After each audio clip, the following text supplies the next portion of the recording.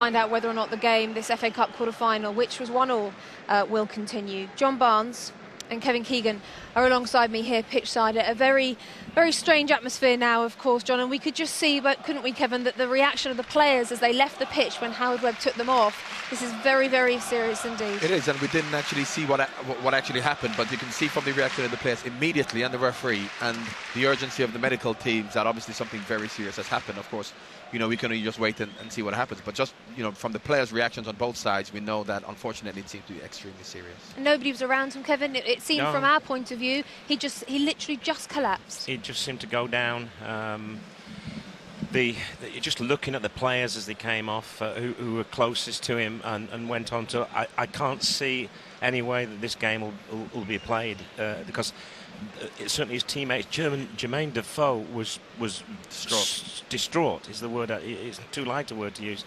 So you can't play football. Everything pales into insignificance when you see something like that. Of course it does. The FA Cup quarter-final that this is absolutely straight away pales into insignificance, puts everything into perspective. You can see here some of the reactions from the players as Fabrica Muamba was receiving treatment, and Howard Webb spoke to both Harry Redknapp and to Owen Coyle to have a chat. We assume maybe to ask their opinion on whether or not this game should carry on. Well, even before that, you could see Scotty Parker, of all people. He's the Tottenham captain. He went straight over to Howard Webb, and I know Scotty from his days, and I know what an honourable person he is. And you know, he was seeming to say to him that we don't want to play, we can't play. Scotty Parker straight over to Howard Webb was saying, I think the game should be called off. That's what Scotty Parker was saying. So imagine what the Bolton players are going through. So it'll be very difficult for them to come out and play this much now, I think. Yes, it will. Let's go to our reporter, Daryl Curry, who's in the tunnel to see if he's got any more news. Daryl.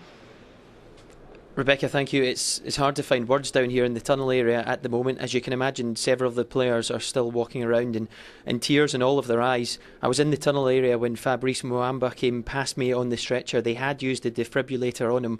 They were still trying to revive him at that point, and he wasn't breathing. Serious concern down here. We will bring you more news as soon as we have it.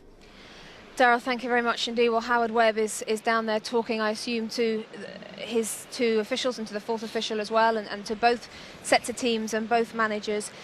If you're in there now as a player, there's no way, Kevin, that these players are so close, even on opposite teams. Fabrica Muamba has played for England under-21s. There's lots of players he'll know. Kyle Walker, of course, he'll know in Spurs team. How can you, when you're that worried about a friend more than anything, let alone a teammate? You can't. It's as simple as that. You know, this game will not be played. There's absolutely no doubt about that. This game's finished, and rightly so. The players cannot go out and play. You can't have a real atmosphere. Even the fans. I mean, they're in a state of shock as well. You know, have you ever seen a stadium? I've never seen a stadium. I've never seen anything like that happen at a football match before. So it's been a big shock to me, and you can tell just looking around the crowd that they know what's happened and they're in shock. And John, football is such a joyous thing, so full of passion and emotion. It makes, when something like this happens, it makes that juxtaposition of emotions that much stronger, doesn't it?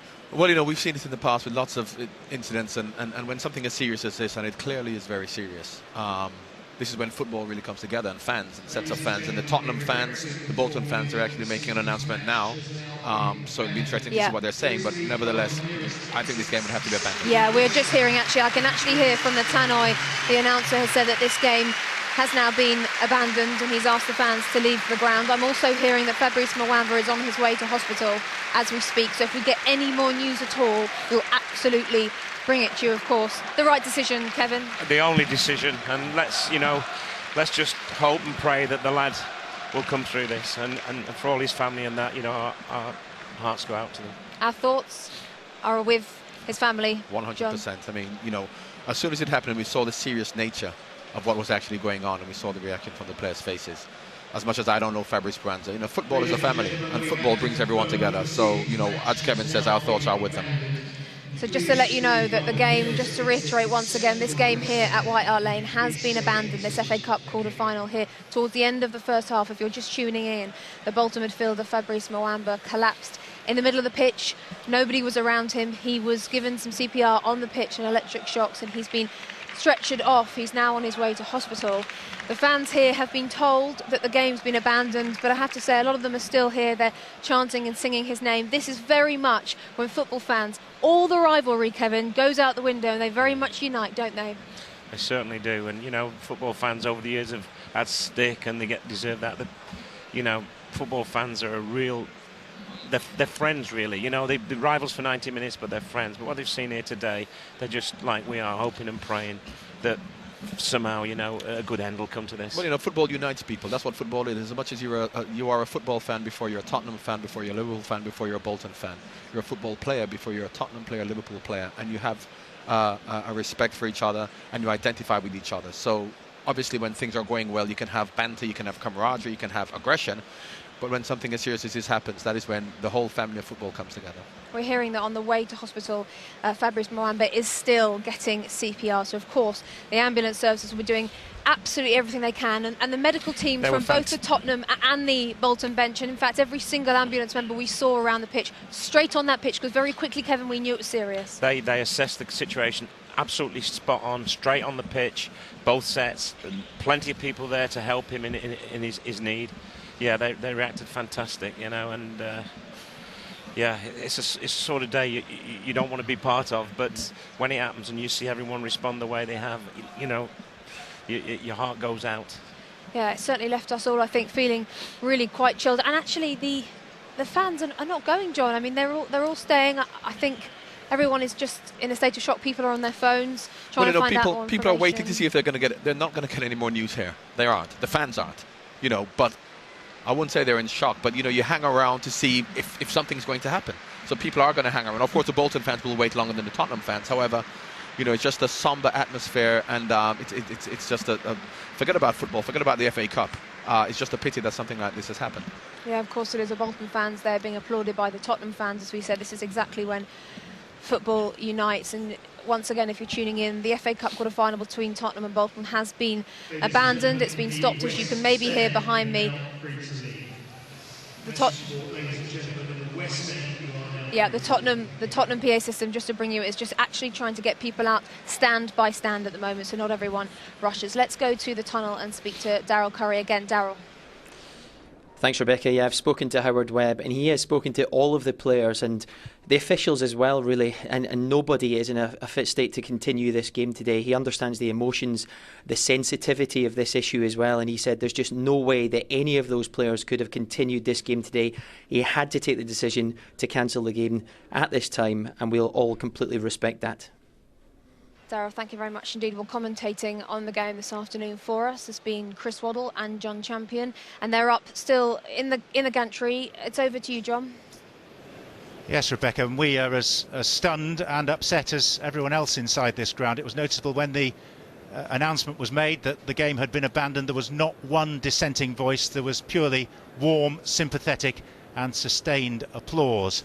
I hesitate to say it, but in my experience of seeing incidents, if not similar to this, I can recall one in my commentating career of a player going down without anyone near him. It was a player in a lower division game who was subsequently found to have had an undetected heart condition, and he didn't make it. And that obviously is, if you like, the unspoken thought at the back of many people's minds here inside White Hart Lane as to what the prognosis for Fabrice Muamba, who is just 23 years of age, is going to be. Former Arsenal player, born in Kinshasa in the Democratic Republic of Congo, came with his parents to England at a tender age, was brought through the Arsenal scheme, was bought by Birmingham City.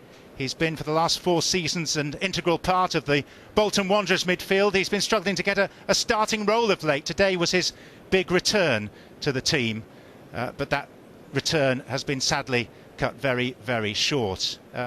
It is awkward, it is uncomfortable to put this into some sort of historical perspective. I mentioned David Longhurst, the York City player who more than 20 years ago collapsed in the middle of a run-of-the-mill lower division game and subsequently died.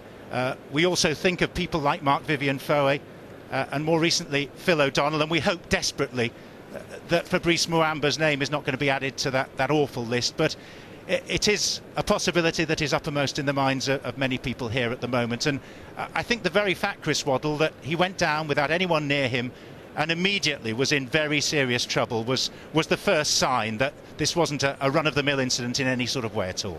Well, you could tell by the reaction of the players. You know, the players know and you could see straight away get the trainers on, stop the game, and then obviously we saw everybody piling on, and we just hope that obviously he's on his way to hospital, and we just hope that he pulls his way through this, because you don't like to see it in any part of life. And I mean, the atmosphere on the ground just dropped, and rightly so, the players have said, look, we don't want to carry on. It's the right decisions, and we just hope now, and fingers crossed, that the lad pulls through. It would be utterly impossible for this game to have gone on. Indeed, in some ways it's surprising that it took as long as it did, for the players to leave the field of play.